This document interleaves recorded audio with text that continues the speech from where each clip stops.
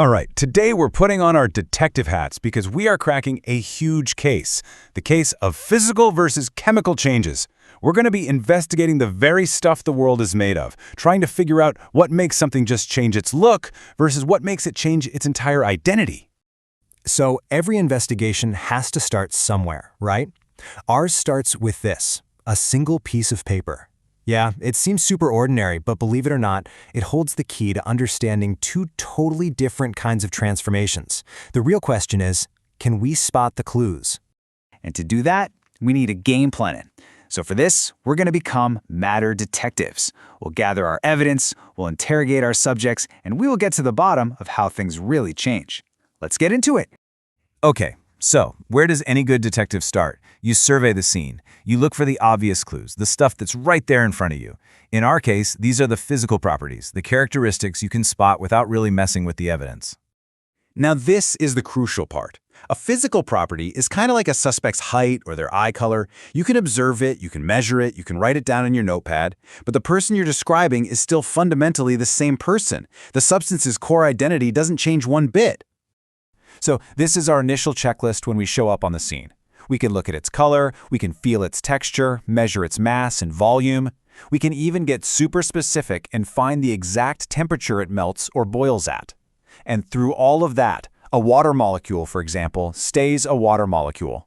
These are our baseline facts. But, the really interesting secrets, they're never just sitting on the surface. To truly understand a substance, we've got to push it a little.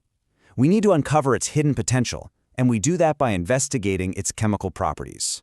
And here it is. This is the key distinction.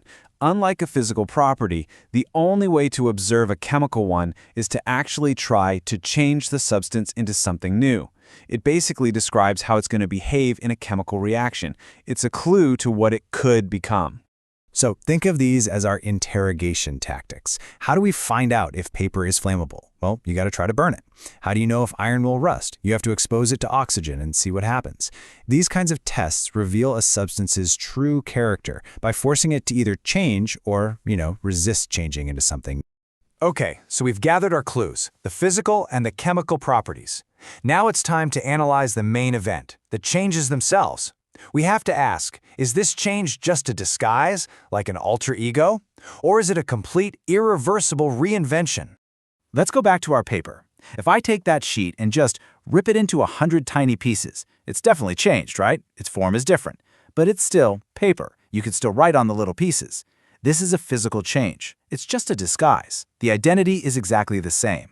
But what if I take that same piece of paper and light it on fire? What's left over is ash and smoke. That is not paper anymore. You can't write on it. You can't fold it. This is a chemical change. The original substance has been fundamentally reinvented into something brand new. Now this whole process isn't some kind of magic trick. It's just chemistry. It's a clear sequence of events. We start with paper, which is mostly a substance called cellulose. Then we add a catalyst, in this case, fire. A chemical reaction kicks off, breaking old chemical bonds and forming new ones. And the result? Totally new substances, like ash and gas.